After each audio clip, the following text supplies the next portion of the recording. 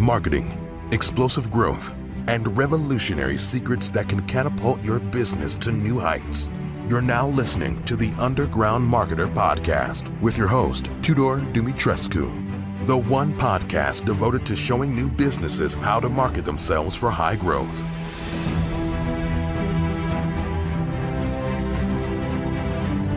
Welcome to the Underground Marketer. This is the place where we deliver the real truth about marketing and explore big ideas that can help new businesses thrive and grow into big ones.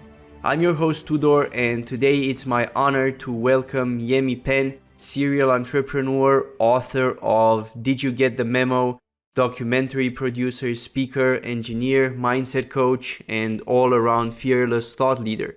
A lot of nouns to describe you, Yemi. Welcome. Thank you so much, Tudor. An absolute pleasure to be here and love your work.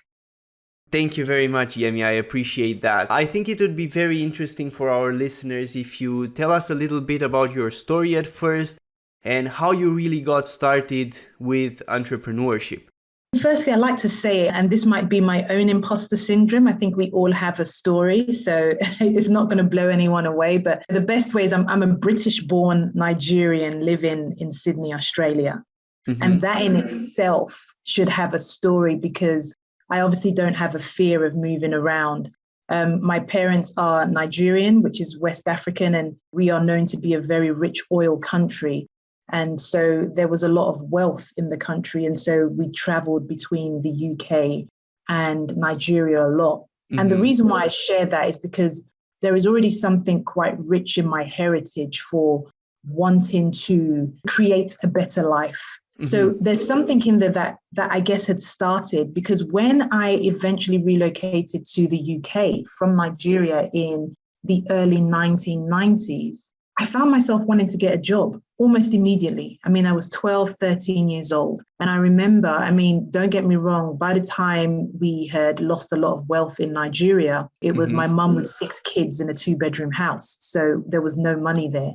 And I just wanted independence. And I remember just wanting to get a job. And I didn't know it then. I think there was this law of attraction manifestation there because I managed to find this paper round job where I got paid £5.11. And I remember it was a brown packet. And that money would be put through the letterbox. Oh my gosh, it was like heaven. It was heaven to get that. And that was my first taste. And for me, that was entrepreneurship. That was a 12, 13-year-old brain saying, how can I bring money in? Because there was no way I was going to wait till 16. And that really went on. University, I was an engineer. And so there were really more guys than there were women in my class. And I joined up with 3 other guys to start holding events, what we called raves for nightclubs, because university students just went out clubbing. So once again, there was something in there. I love the idea of creating. And I believe that stayed with me because even when I was pregnant, I thought, okay, what can I do? And it was teaching fitness in schools. And then motherhood did its thing. We'll talk about the memo. But I decided when I was in my early 30s that I had to either decide to stay on what I will call the rat race, this wheel that is nonsensical, in my opinion.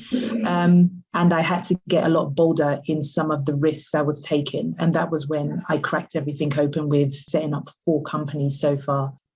Wow, so it's quite a journey there. I basically get from your story that the heritage was really important for you. It was always a driving force in there. Absolutely. And it's another reason. So, currently in Sydney, Australia, I do a lot of work. I do a lot of goal setting with students and a lot of international students, international to Australia. And it's funny because their imposter syndrome seems to come from their heritage. And I say, no. The deeper your struggle, the deeper your superpower. I think a lot of us know that, but there are so many that don't. And if I can be one voice that remind people. So my heritage, your heritage, there's a lot of superpower behind it. I'm definitely very glad that I am of African descent.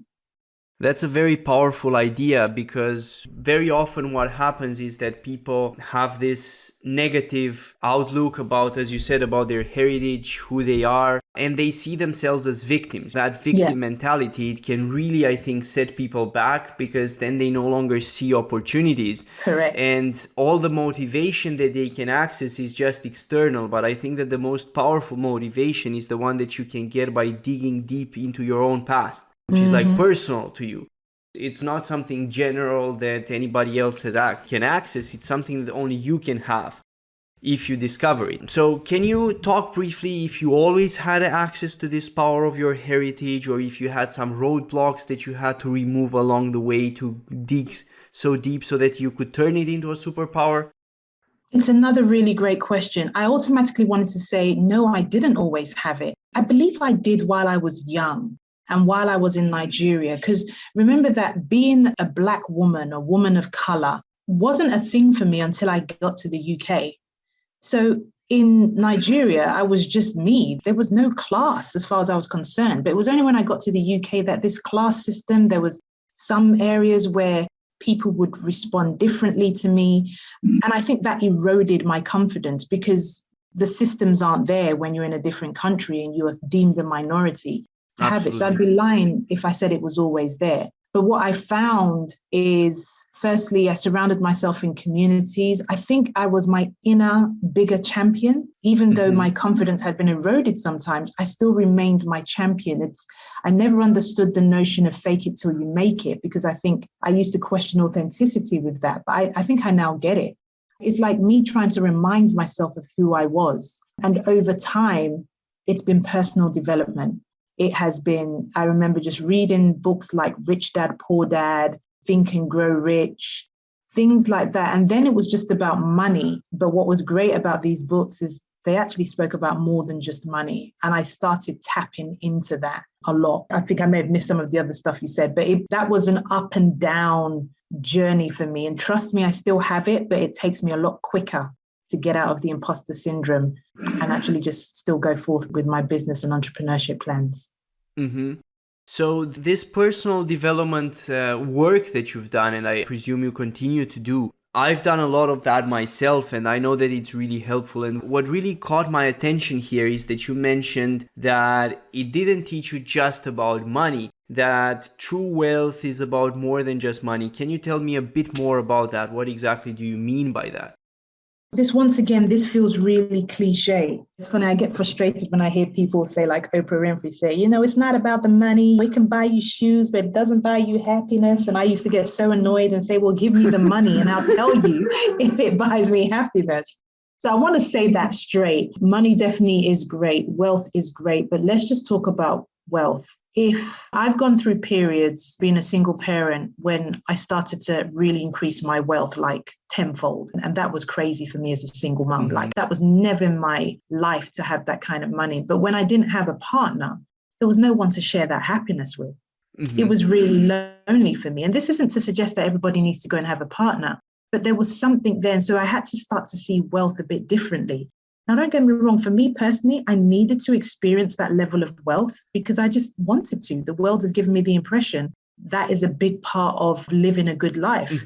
It helps, but that's just because of how we built the systems. But if I didn't have anyone to share it with, whether friends or family or good relationships or authenticity, then what was the point? That's been a big one for me. It's realizing it's more. And similarly with health, and for anyone that's got children out here with entrepreneurship or responsibilities, not even just children, it's a different ballgame because I just now realize that not only am I trying to fulfill my own dreams, it also turns out I've got to be responsible for other human beings. And it's the most contradictory thing I've ever experienced in my life. And I think wealth also includes, well, how do you nurture yourself and nurture the people you're responsible for at the same time?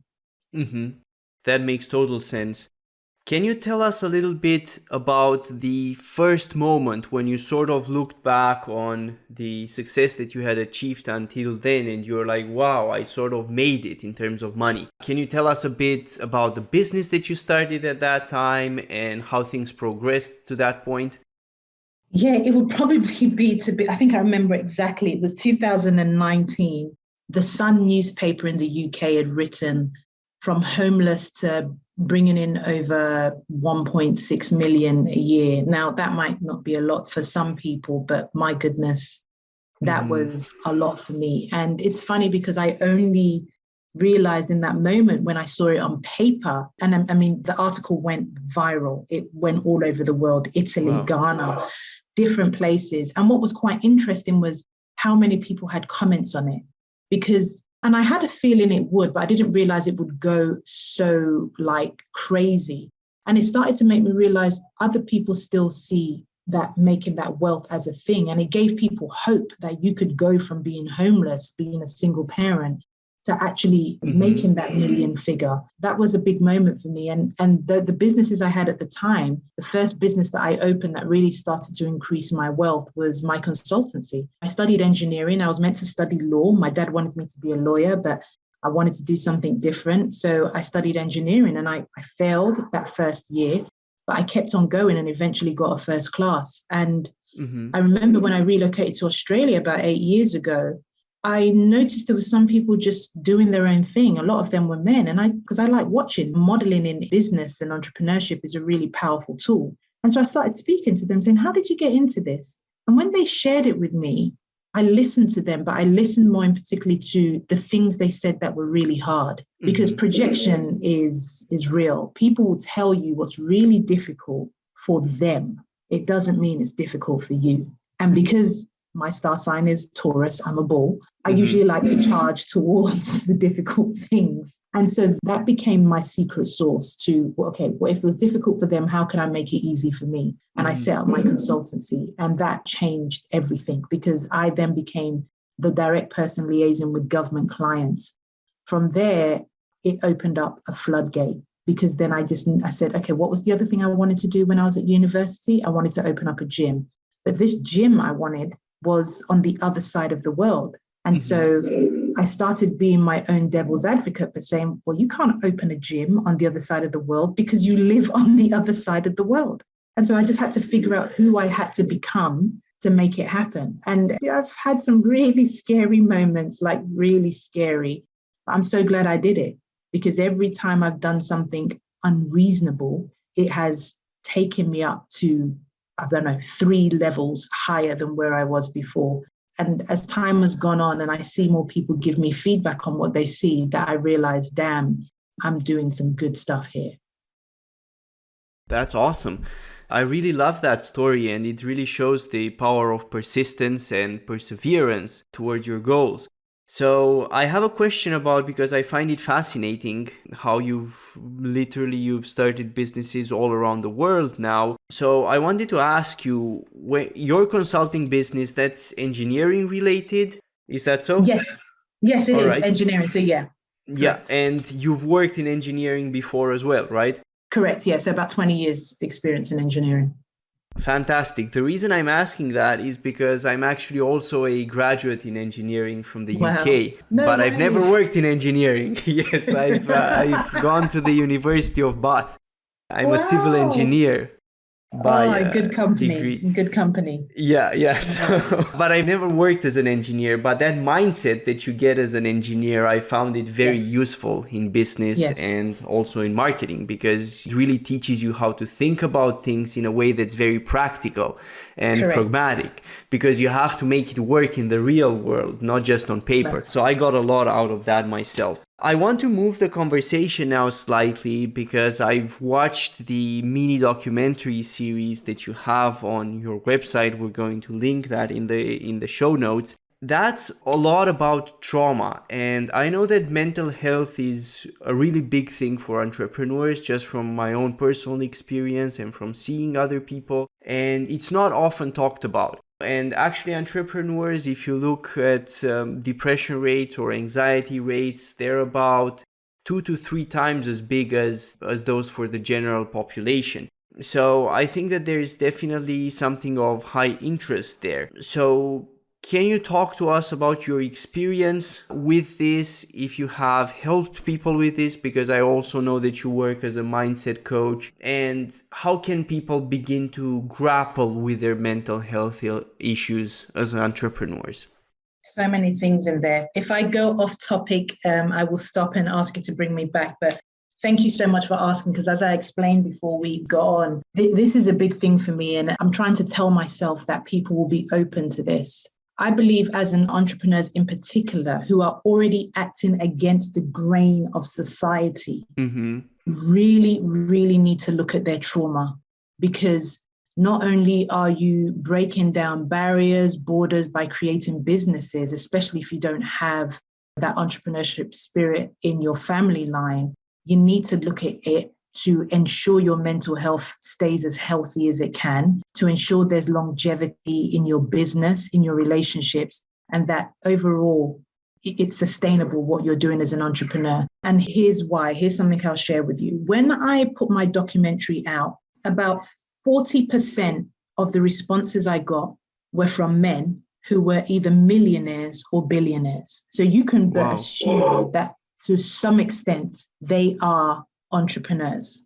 And here's what was interesting. So another reason why, and I feel very blessed, and being an engineer allows me to kind of possess this really beautiful mix of masculine and feminine energy. So I'm typically able to connect with both and all genders, to be honest, not just men, women. But what I found with these men in particular, and that I found fascinating and made me realize how much I was onto something here, is that they either experienced the same traumatic event I speak about in there, or something else. And what I found, this is my own, I'm now currently doing a PhD. I haven't updated that in my bio. But what I've now found is a common thread, that part of the reason why these men in particular, and some women, have built businesses that are making ridiculous amounts of money is because they want to get to a position that they are so powerful, nobody can hurt them. I'm not here to judge. They need to do what they need to do. But if we do not look at it, at some point, will that isolate you or isolate them so much? Now, the men that reached out to me, most of them were in my circle of personal development. So there was a certain level of awareness. But there's usually a reason why we're doing what we're doing. I set up my businesses. If I'm to go to the core of it, if I needed to connect it with trauma, I set up my businesses because, and this is where it gets personal. And I really do love being an open book. But when I became a single mum, I got to a position that the father of my daughter wasn't in a position to support as he could previously financially. I was sad. I was a bit frustrated because then I thought, well, it's all down to me then. Why has it always got to be down to me? A little voice came in my head and said, why do you have to rely on somebody else to feed your kids? Yes, society says that mum and dad should contribute, but what happens when they can't? And I remember telling myself, I'm going to make so much money, I don't have to wait for anybody to give me stuff. Now, I probably made that vow from a place of hurt and trauma. And there's a possibility I forgot. Now, there's also a risk that I take on too many projects, Tudor. Far too many projects that I potentially could get burnt out. But I'm so buried with that reason I set up that I've lost it. And I actually don't have any direction. And I'm saying we just need to stop for a second and go back to why we are the way we are with our entrepreneurship business. Yes, there will be some stuff that's really important. I want to make a change. But if you are feeling uncomfortable in your entrepreneurship journey, you are feeling burnt out, there is something that is making you push so hard that you're willing to let your body crack. And it's got to be looked at. Not so it can change your trajectory of your business or how successful it is, but just so you can operate from a healthy paradigm. It's what I call cleaning your trauma. And there's the other thing. You might find out that lots of your businesses are failing, or they're not doing as well as they want, or you can't get that business off. Similarly, there's something else. I mean, I know I'm going on here, but I'm really passionate about this topic because I want to share what reading Think and Grow Rich Again by Napoleon Hill, but I listened to it. But I listened to it with obviously a mature mind and having a few businesses. And he explains sometime in the mid-1900s, there were 6 fears, and I don't know all of them off by head, but one was fear of death, fear of ill health, fear of criticism, fear of poverty. If you have a fear of poverty, there's a possibility that you just want to make lots and lots of money. But if you haven't dealt with the fear of poverty and what trauma experienced in your life, whether it was the fact that your parents couldn't put food on the table, you saw war torn, or you got bullied as a kid because of what you were wearing, have you worked through it? But really, have you worked through it? Because you can't be operating your business from dirty trauma. It's got to be cleaned. And that's not a shame game. We want to see you shining bright as an entrepreneur. So when you say, how can you grapple? How can you work through it? It's by asking those questions. And, I've already posed so many things that the listeners will already know. And if you haven't already too, they said, why did I do that? Why do I do that? And I'm just saying, just investigate it and make sure you're working from the clean part of that trauma and not the dirty part. Very interesting, Yemi. I gather from here, when I look at it, a lot of people and a lot of entrepreneurs especially from what I've noticed, they like to do sort of the opposite of what you're saying, which is bury their trauma and sort of act in spite of it, sort of try to forget about it and just go on building their businesses, making the money that they want to make. So why do you think in the long run that that's bad for them? When you bury your trauma, having done it for many years, it absolutely serves a purpose. I want to acknowledge that. Let's be real. I'm a realist. It serves its purpose. I remember going to a therapist once because it got really bad one day. And I don't think it had anything to do with this particular trauma, but I felt really low. I felt so low. I thought, oh my gosh, is this what people feel like when they want to take their lives? And I've never, ever had suicidal thoughts, but it scared me. And so I knew I needed to go see a therapist. And I said to her when I sat down, I said, look, Vicky, I really like you, but I don't have time for this. I need to just have 5 sessions because I've got to go feed my kids. I've got to go to work. I need to be able to operate. So I get that a lot of people are scared to look at their trauma because there's a risk if it's opened up, they're worried it won't be closed. I want to let you know that if you find the right person, they will hold the space for you and make sure that you are looked after every session. But the reason why it's important is because it comes back to find you. And if it doesn't find you in this lifetime, it will find you through a son, a daughter, a niece, a sister, a brother. It really does find another way. And I'll give you an example. I've got a 14-year-old daughter. She was going through something really, really difficult. I mean, really difficult. Nothing near, I don't think anybody's trauma is bigger than the others, but it was very different to what I went through. But here's what's happened. When I realized what she was going through, which was really painful, I did something that I only found out 3 months later that I did when I was a little girl and I was traumatized through sexual abuse. I disassociated.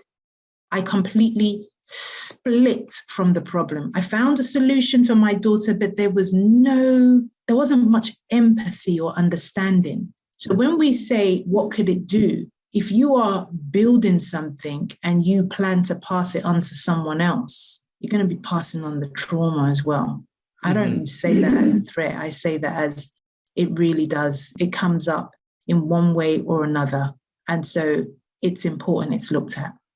Absolutely. So here, I think that one thing that I wanted to add to what you've just said and really ask you is that a lot of people, they tend to think that trauma is limited just to the big stuff like, sexual abuse, domestic violence, and so on. But actually a lot of things, at least in my experience, can leave marks on you and have a deep emotional impact. And it's sort of personal because one person may not be affected at all by the event and another may be profoundly and traumatically affected. So can you speak a bit about that and what your thoughts on that are? Yeah, so in my TEDx talk, I very cheekily start off by saying my trauma is bigger than yours. And the whole point is to say, I don't believe it is. And having just finished filming my 3rd documentary, which will be out later this year, I asked the therapist and the practitioners, and they say, well, you could have 2 people from the same background have an accident and respond very differently. And this is part of the stuff we're looking at. It's really all about how they respond. But the reason why I believe people should not ignore what they went through, and I did an interview a couple of days ago, and the gentleman admitted to me and said that he doesn't think anything major happened in his life. But while I was talking, a particular incident, a supposed small incident, kept on coming up. And so he said he's going to investigate it. And that's what we need to do. I want to give another example. In the documentary I filmed a couple of weeks ago, I had a gentleman who was meant to come and share his story. I had about 20 people share their trauma stories and how they're cleaning their trauma. He was meant to talk about his time in Syria when there was war before he got asylum in Australia. And he remembers when bombs would go off and he'd have to run into the bunker with his children, with his parents. And he was, about 7 years old. But when he came on the day to do the filming, he said, Yemi, can I talk about something else? Because I sometimes only talk about war because it sounds cool. I didn't find that traumatizing. Even though I could see the missiles going up in the air, it wasn't that traumatizing. I want to talk about the time that I was about 3 or 4 years old and I was sleeping in the car seat in Syria. And I woke up and couldn't see my parents and I started crying. And this man heard me crying and he came over and the window was slightly open and he put his hand through and opened the door and I started screaming more, but my parents ran over. And he said, I get the feeling that event is the reason why I get so anxious about being abandoned. I mean, how powerful is that he does not see the war as being hugely traumatic for him, but that incident. So don't underestimate anything. I mean, you could have taken a fall as a kid and something was said by your parents that you've internalized. It doesn't mean there's always a perpetrator, somebody who's done wrong. It might just be that in that moment, you made a decision to play very small or differently from who you really are. And I'm saying, let's check it, regardless of how small it is. Mm-hmm. So that's fascinating, really, because people can respond very differently to the same event. So what are your thoughts? Why does one person become traumatized by the event and another doesn't? I believe it's conditioning. I mean, don't get me wrong. I think genes, and I'm definitely not an expert in this field, but with the research I'm doing so far, I believe it's part conditions, environment, and also part DNA. Went to a show yesterday and it was reiterated. I effectively was in some form of existence in my grandmother's stomach. Mm-hmm. So or in my grandmother's body, because once she was pregnant with my mom, the minute you exist there, you have all your ovaries. Mm-hmm. So at some point, in some form, even if there was just half of me, I was there. Now, if my grandmom worked on a cotton fields in the farm, she's got tenacity, she's got resilience. There is something somewhere that I might get. On top of that, if I get put in an environment where I am left to deal with things on my own. So for instance, I got put in boarding school in Nigeria, which mm-hmm. was quite hard for me then. I kind of had to learn. I either had to sink or swim. And you could have somebody in a completely different field who's had a really great life and had everything done for them. But really, they haven't had the ability to practice more. And so I think it's environment. And those are just really two contrasting things. But I guess the bigger question is, can we change that so we're able to work through our trauma regardless of our DNA and our environment? Because you mentioned depression, which is huge. And if not, it's more mm-hmm. now than it ever has been. Right. So you mentioned conditioning there. So what exactly do you mean by conditioning? Is it sort of more the nurture aspect or the nature aspect of the equation, or both? It's probably both, but when I say conditioning more, I'm talking about belief systems. If I'm told that everybody does not like Black people, I will respond very differently around everybody who is non-Black. Mm-hmm. I might either feel angry or whatever. So depending on what you're told, I mean, you know it, you've grown up, you've had family members say things with such authority that there was every possibility you just took it as gospel. Mm-hmm. And if, depending on what religion you follow, for me in a Christian childhood, one of the major rules and commandments was obey your mother and father. I would pick up conditioning from my mother and father. And then if I went to school 9 to 3, I got some more conditioning. So mm-hmm. When I say that, it's more about the belief systems. But now I'm beginning to learn as I grow older that I know less and less each day. It's mm-hmm. frightening. So, I mean, with belief systems, that's very interesting, because I think that beliefs are sort of a double-edged sword, especially when it comes to entrepreneurship. They can sometimes be both empowering and disempowering. I don't know if you feel exactly what I mean. I believe they can do, but I think this is where it gets tricky because I start to go into a different field. I asked a couple of friends a couple of days ago, can empathy be found in business?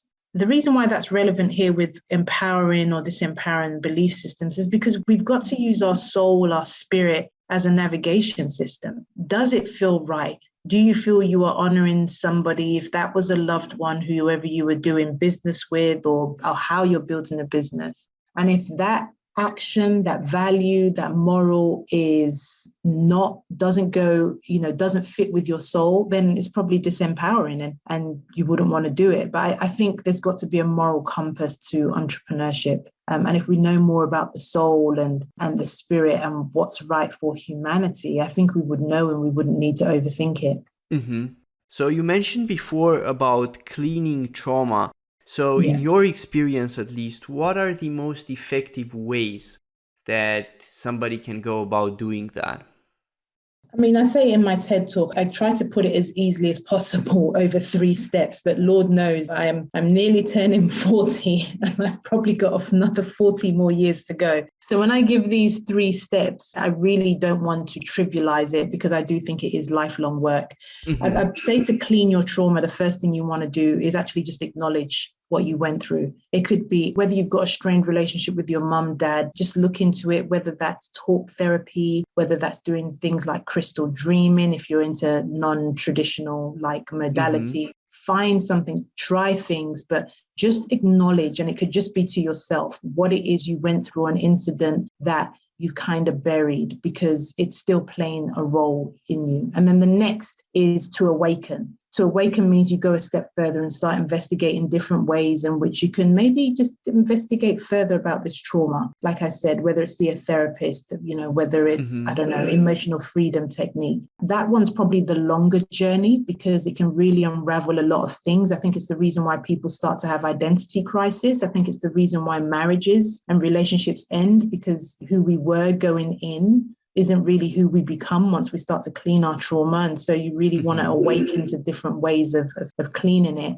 And the last one for me, which really is what seals our role here on earth, especially with those of us who are entrepreneurs, is the transformation. And for me, that's about contribution. I also believe that most of our painful moments has a lot to do with our service. You find lots of people who might be entrepreneurs and have gone into investment properties and buying. And even though they do that, a big part might be to make money to do other stuff. But most of the time, you find them doing stuff for charity or wanting to help certain groups to start to build their own portfolio. That's the transformation part of your trauma. So it's acknowledge, awaken, and transform through contribution. That for me is the best way to start cleaning your trauma. Very powerful. So thank you for sharing that. Do you think that there are ways that we can prevent trauma? And here's what I mean by that. So suppose you know that you have something very challenging coming up. Let's say that somebody, for example, has to go to war, and they know that they have to go to war and the environment there probably will be traumatic in some respects. Is there any way that we can train a human being or ourselves so that we can be more resilient to trauma? Tudor, I'd be lying if I said I had a straightforward answer for that. It's part of my research. So my PhD is can trauma be transformative? But I'm specifically wanting to look at some indigenous cultures and how they help resolve it. I have this feeling that trauma, in the definition that maybe Western society has named it, is something we can't avoid. When I took my daughter to see a psychologist, and I say this openly because there should never be any shame attached to it, he was from Iran, and he started laughing. He said, it's quite funny because according to the definition of depression, we are all depressed. He said, because depression is defined as anybody who is under rule by government. And he wasn't trying to be a clown. He was really saying it as if that's what he was taught, 30 years earlier. So can we avoid it in the systems in which we're in? I don't think we can. How can we prepare for it? I think first thing is to feel the feels, as I say. I mean, don't get me wrong. My daughter calls me savage. I have things to do. I don't like sitting in my victim story for long. Yes, I can feel sorry for myself. I think it's important we don't get toxic and say, just be grateful and happy. I think feel the feels, but don't sit in a victim story. A victim story very rarely, I think, gets us out of depression. I appreciate why some people need to, but to be in there for too long, I don't see that's healthy, and we don't get to see you shine. So I think one thing is to acknowledge and feel the feels, but then it's to treat it and heal it. Can we avoid it? I'm not convinced we can. Thank you for that answer. So very realistic there. I also wanted to ask you, a lot of entrepreneurs, especially those who are first starting out building their first business, a lot of them experience great fear and uncertainty.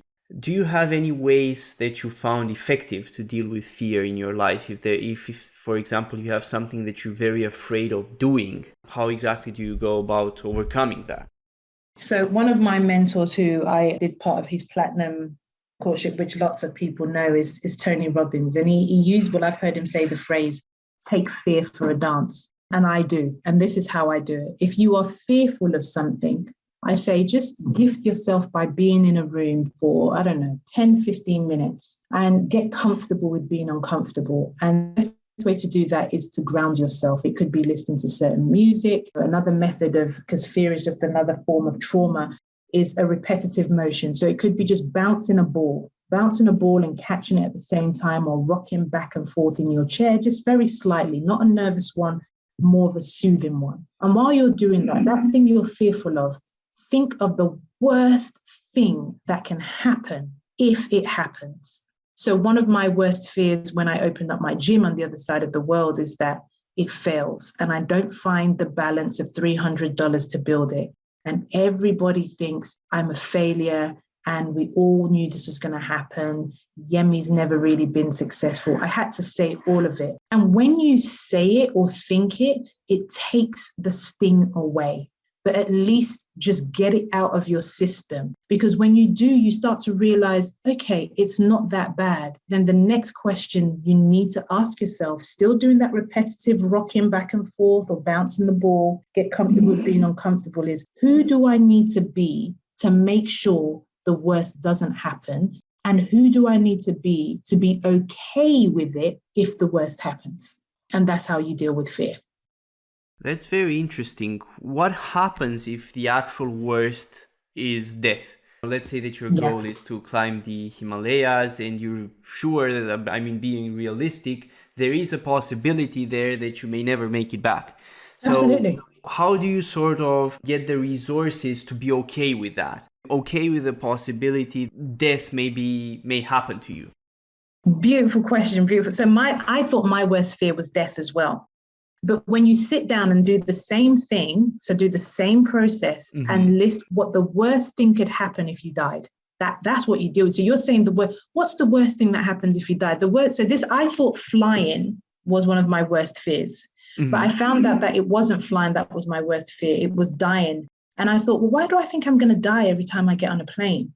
And then I realized that the only reason why I fear is because I then, as an engineer, it's like you're more likely to have a car crash than you are to have a plane crash. But the difference is the fatality of the plane crash is more. But then the real thing was the insecurity, because you mentioned about insecurity or uncertainty. The real uncertainty is the fact that I'm not the one flying the plane. So when I'm sitting down bouncing the ball, these are all the things I'm just saying, okay, why is that? Why is that? I'm doing this compassionate inquiry with myself. And then I say, okay, so you have no control over that because you don't know how to fly a plane. So what really happens if you die? Then my loved ones, my kids won't know that I love them. I wouldn't have taught them how to believe in themselves, positive thinking. And so I told myself, well, why don't you start doing all the things you would want to do in case you were going to die tomorrow? And that's what I do. Because there are only two things we know for sure, unless, Bezos or Elon Musk have a secret on a different planet, is that we are all going to die and none of us know when that's going to happen. And so therefore, figure out what really happens when you die and what's the worst that would happen and get it going now. That might not fill someone with warmth and comfort, but right now it's one truth. And one I think that we need to have more of these conversations with, because you look at the world we're living in today. And I said to my 14-year-old daughter, I said, if I die, and I said, I'm not going to, I'm here for a long while because I've got worse. But if I just say die tomorrow, who would you want to live with? We've got to have those conversations. I actually admire you on this point because I think that it's important to face the actual reality, because a lot of people say, oh, don't think about it, don't this and that. But I think that those ways of avoidance, because that's what ultimately it is, are psychologically healthy. They don't make you stronger psychologically. Yes. They do the opposite. Yes. I wanted to now shift the discussion a little bit. So I know that you have your book, Did You Get the Memo? And from what I've gathered, I haven't yet acquired it, but from what I've gathered, the book really is about how to not live a scripted life, governed by the rules really of other people and of society. And that's very interesting to me, because to me entrepreneurship itself is a form of rebellion against society and rebellion against the given order. You want to create a new order. That's basically what every entrepreneur does. And that's really also the reason why I called my podcast The Underground Marketer, because I believe that pretty much every entrepreneur really is in some sort of underground, and they're trying to make something happen almost somehow against society and against the existing rules. So can you tell us a bit more about your book and who exactly that can help, and what's your main message? Yeah, so the book, Did You Get the Memo, is firstly, it feels like it was a letter to myself and then to my kids, because when I felt like I was failing, and for me, failing was I was a single mum, I had 2 kids, they had 2 different dads, and I was getting divorced. I felt like a failure, and I probably felt like a failure because at some point I may have seen other people judge people for not being married or being divorced, and I may have actually judged them as well. I found that when I started speaking out about it to people, I wasn't alone. And I thought, why are we following this memo if it's actually really hard and not everybody can get it? But is there a memo? Did you get the memo? You know, the memo that you're born to 2, really well-adjusted parents, you live in a nice house, you've got some siblings, you get a good education, job, degree, get married, buy a house, white picket fence, 2.4 kids, work, retire, and then you do the cycle. And this is pretty much what entrepreneurs are just completely ignoring. They're doing their own thing. And that was where Did You Get the Memo come from? So I missed the other part of the question. What was the other bit you asked? The other part was who can really benefit out of it, and what are the biggest benefits they will experience? Yeah, the people who can benefit from it are people who kind of know they're uncomfortable. If you keep on coming, so for instance, if you've changed jobs lots of times, if you're feeling really uncomfortable in your job, even in relationships, and that could be that you're not actually in a relationship. So if you're just beginning to question some things that you kind of just accepted, but now you're really inquisitive, but you don't actually quite have the friends or the place to go, then this definitely is for you. If you are happy with the way the life is and there's nothing wrong with it, it has worked for decades and centuries. But if you are feeling a discomfort that I usually call a betrayal of the soul, you will know the discomfort, you will hear it in my voice, and your body will tell you now, then the book is for you. And what it would do is it would just give you a shift in perspective. And if you aren't an entrepreneur, but you want to be, I believe it will make you start a business like tomorrow. And if you're already in business, you'd either become a serial entrepreneur by opening more businesses and or writing your own book. I'm hoping it becomes a series. Did you get the memo about marriage? Did you get the memo about children? Because Tudor, I think some people have been lying because there are so many memos I try to follow and it ain't working.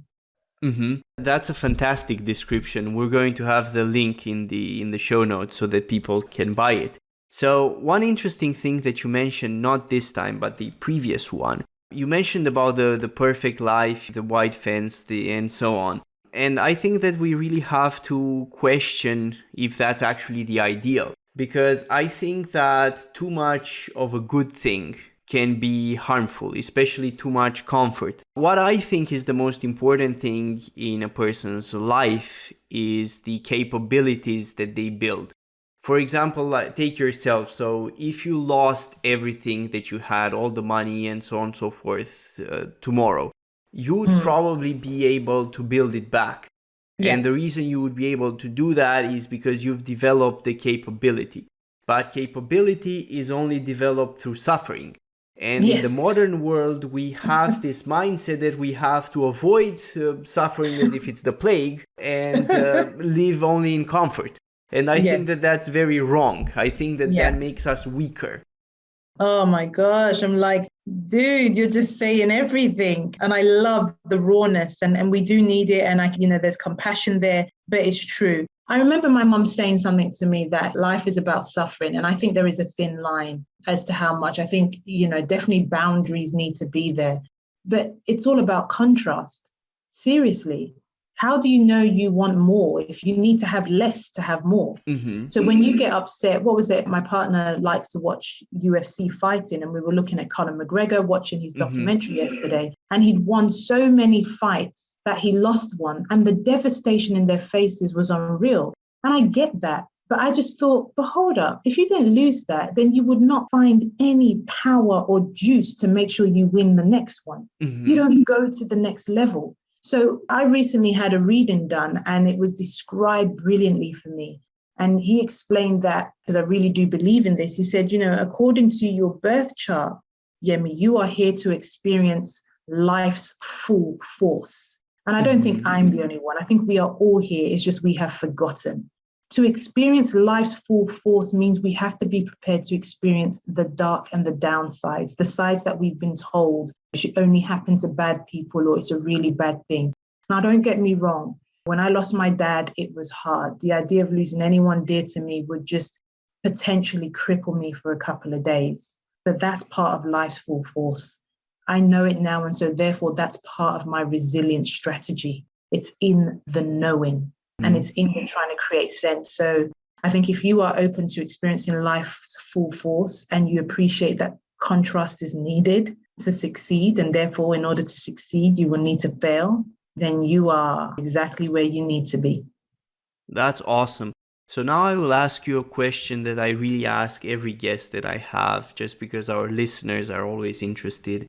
What are your favorite books for really personal development and entrepreneurship?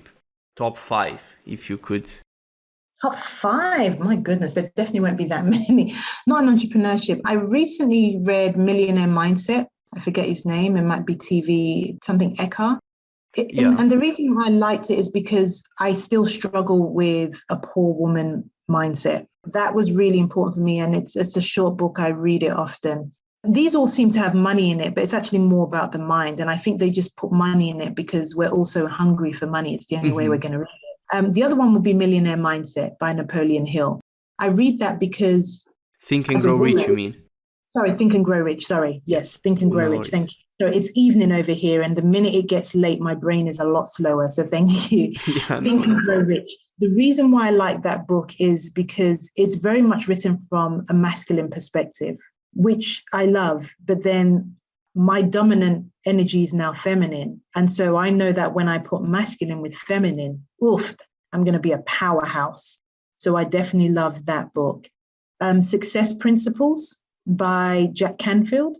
I love that because I love principles. It's easy to understand. One of his equations that I love the most is, it's late, so am I going to say this right?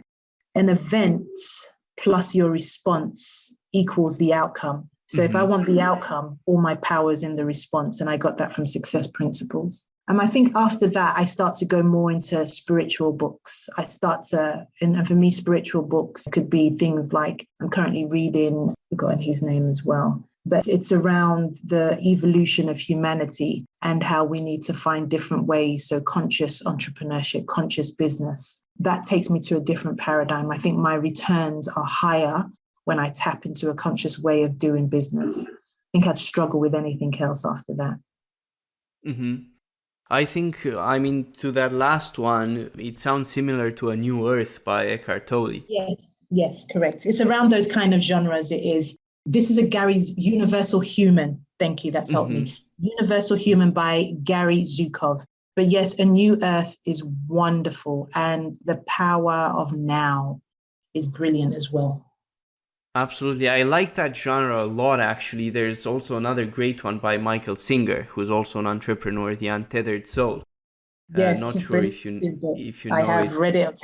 Untethered Soul and Surrender Experiment. Yes, brilliant books. Indeed, they are great. I like that approach because they sort of teach you to also enjoy the journey as an entrepreneur.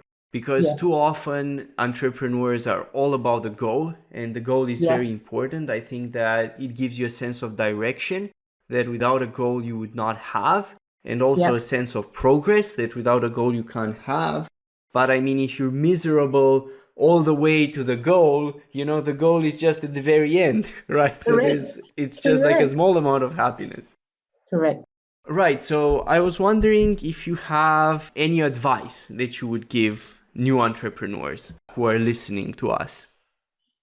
The advice I'd give is stay connected to why you set up that business, and be really honest with yourself. And once you figure out why you did it, like lots of reasons, be really honest with yourself. Just check and make sure if there is any trauma attached to why you did it. And it's okay if there's trauma, because I think we all experience it. Just check and see if it's clean. I mean, you might want to say, well, what does that mean? Trust me, you know what it means. You will know if your trauma is clean or dirty, because if it's dirty, it's going to muddy your business. So find out why you're doing it, be really honest, and then just do a whole sense check on if it's linked to trauma, and ideally clean. If it's not clean, figure out a way to clean it with some of the steps I've said, and have fun. Have fun. I opened up a cafe. I bought it in COVID. I wanted to do an ethical purchasing crisis, and it's been one of the biggest painful journeys of my life. I'm currently trying to sell it, but it's been my biggest growth spurt. And I've done a great job learning from an industry that I actually have no patience or tolerance for as an owner. However, the next business I do after that, I'm so excited, and I'm only able to do it because I did that. So find joy even in the real shitty moments. Very inspiring advice, Yemi. So thank you very much for coming on today. I don't know if you have any last words for our audience, but I think it's been really inspiring having you on and really raising awareness about the mental health side of things when it comes to business. Because often I think that we speak about the business aspects and the technical aspects and the strategies, how to make it work, but we forget the mental side, and that behind every business, in the end, we have a human being. And the human being has to be right with themselves, and they have to be right with what they're doing. And if they get that right, the business aspect of things, it's only secondary if that foundation is right. So I don't know if you have any last words, but please go ahead if there's anything else you would like to say to our listeners. No, you are your best thing. I think Tarana Burke and Brene Brown say that. So just please remember that there's a reason why you're doing what you're doing, and we need you. But thank you so much, Tudor, for having me on. Thank you as well, Yemi. Thank you for coming on. And for our listeners, stay tuned for the next episode. And until next time, keep growing your businesses and providing massive value to the world. You are the reason why we're all growing richer, our freedoms are expanding, and we're all living in greater prosperity. Thank you.